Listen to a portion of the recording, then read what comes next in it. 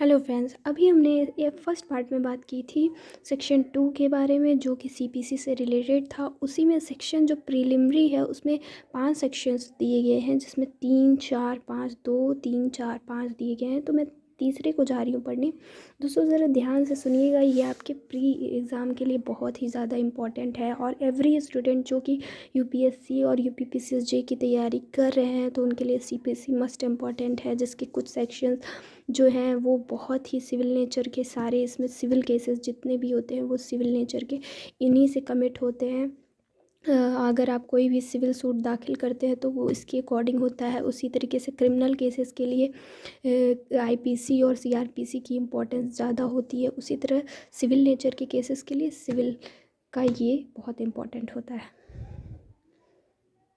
दोस्तों फटाफट से बात कर लेते हैं सेक्शन 3 की, जिसमें subordinate of courts. Subordinate courts का मतलब होता है कि न्यायालयों के अधीनस्थता।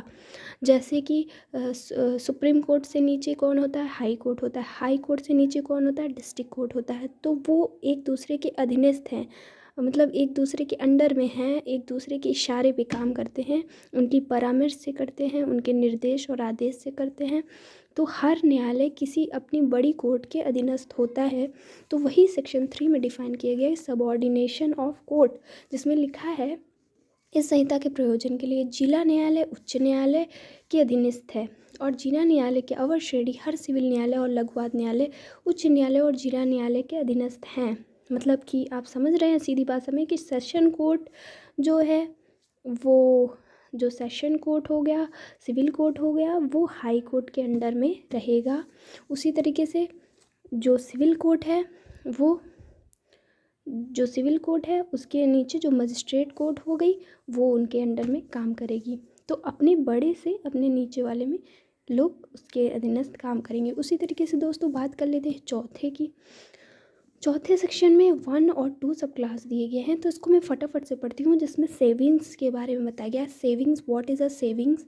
सेविंग्स वो होता है, इसके प्रतिकूल किसी निर्दिष्ट उपबंध के अभाव में इस संहिता को किसी भी बात के बारे में यह नहीं समझा जाएगा कि किसी विशेष या स्थानीय विधि जो अब प्रवृत्त है या तत्समय प्रवृत्त किसी अन्य विधि द्वारा या उसके अधीन प्रदत्त किसी विधि विशेष अधिकारिता या शक्ति को या विहित प्रक्रिया को किसी विशेष रूप में परिसीमित करती है या अन्यथा प्रभाव डालती है।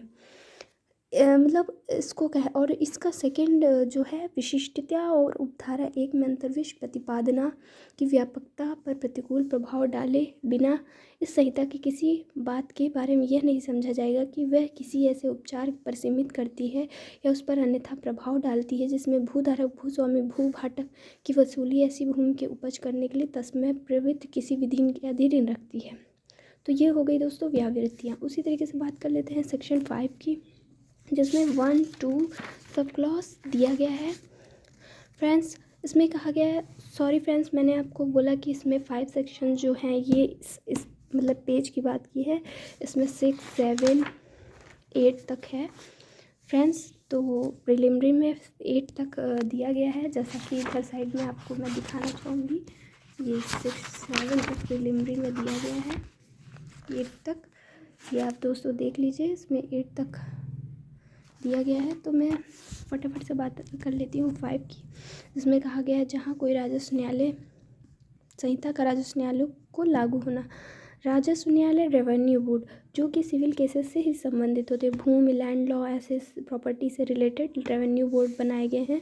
तो वहाँ पे कहा गया है कि संहिता का राजस्व न्यायालयों में लागू होना, मतलब सीपीसी का रेवेन्यू बोर्ड में किस तरीके से लागू होना है वही बताया गया है 1 2 सब सेक्शन में, सब क्लॉज में। मैं आपको बताना चाहूँगी, जहाँ कोई राजस्व न्यायालय प्रक्रिया संबंधी ऐसी बातों में जिन पर ऐसे न्यायालयों को लागू कोई विशेष अधिनियमित मौन है, जहाँ कोई राजस्व न्यायालय प्रक्रिया संबंधी ऐसी बातों में जिन पर ऐसे न्यायालयों को लागू कोई विशेष अधिनियमित मौन है, इस संहिता के उपबंधों के द्वारा शासित है, वह राज्य सरकार राजपत्र में अधिसूचना द्वारा, अधिसूचना मतलब नोटिफिकेशन द्वारा यह घोषणा कर देगी उन उपबंधों में कोई भी प्रभाव जो इस संहिता द्वारा अभिव्यक्त रूप से लागू नहीं किए गए हैं उन न्यायालयों को लागू नहीं होंगे या उन्हें केवल ऐसे उपरांत के साथ लागू होंगे जैसे राज्य सरकार विहित करेगी।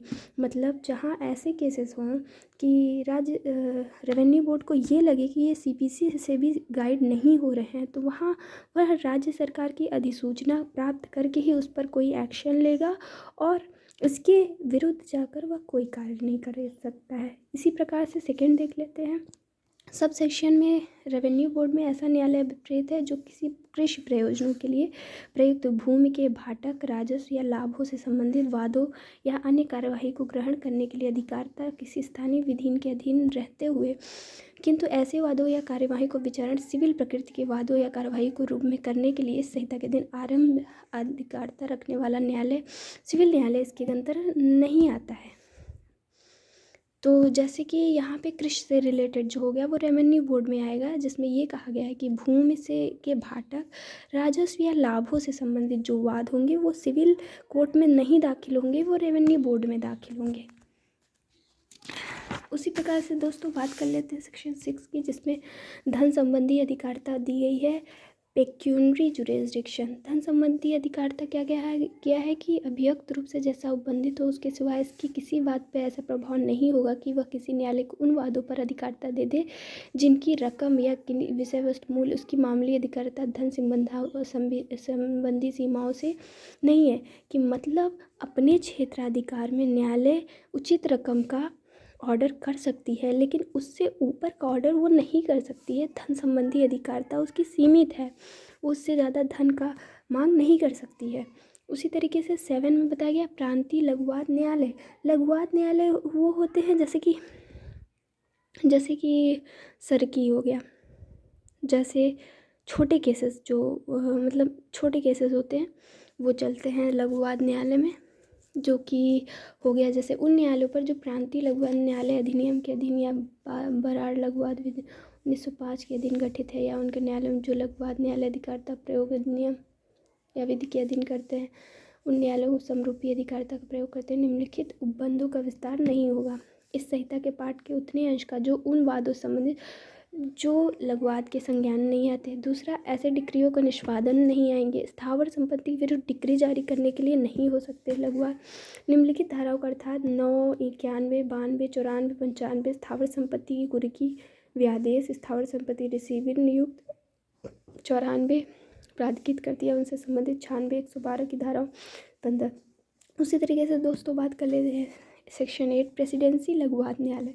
इसमें स्मॉल कॉजेस कोड बताया गया है, जिसमें सेक्शन 24, 38, 41, 75 क ख ग घ 76, 77, 157, 158, 1882 प्रेसिडेंसी लघुवाद न्यायालय 15 द्वारा यह उपबंधित के सिवाय इस संहिता के पाठ के उपबंधों का विस्तार कलकत्ता, मद्रास, मुंबई नंबरों लग यह कार्यवाही नहीं होगा। उसी तरीके से फोर्ट विलियम परंतु मुंबई उच्च न्यायालय के समय मतलब इसमें क्या होता है कि जो लघुवाद न्यायालय में होता है, तो अगर जैसे कि अगर मद्रास वगैरह में जहाँ ये लागू नहीं होते, अगर वहाँ पे लागू होंगे तो राज्य सरकार की नोटिफिकेशन के द्वारा उस पर कार्यवाही जो भी होगी की जाएगी। उसी तरह उच्च न्यायालय प्रेसिडेंसी लघुवाद न्यायालय 1882 15/9 के दिन इसके पहले नियम विधिमान बनाए गए हैं और समझे जाएंगे। तो दोस्तों उम्मीद है कि आपको मेरी वीडियो अच्छी लगी होगी और समझ में आई होगी। इसी तरीके से नेक्स्ट वीडियो के लिए आप मेरे चैनल को सब्सक्राइब कर लीजिए, लाइक कर दीजिए, शेयर कर दीजिए, कमेंट कर दीजिए, और मैं ऐसे नेक्स्ट वीडियो बनाकर ले आऊँगी। दोस्तों आपको मेरी वीडियो कैसी लगी कमेंट में ज़रूर बताइए, और नेक्स्ट पार्ट के लिए आप प्लीज़ मुझे लाइक और सब्सक्राइब कर दें। तब तक के लिए बाय, और मिलते हैं नेक्स्ट वीडियो में। बाय।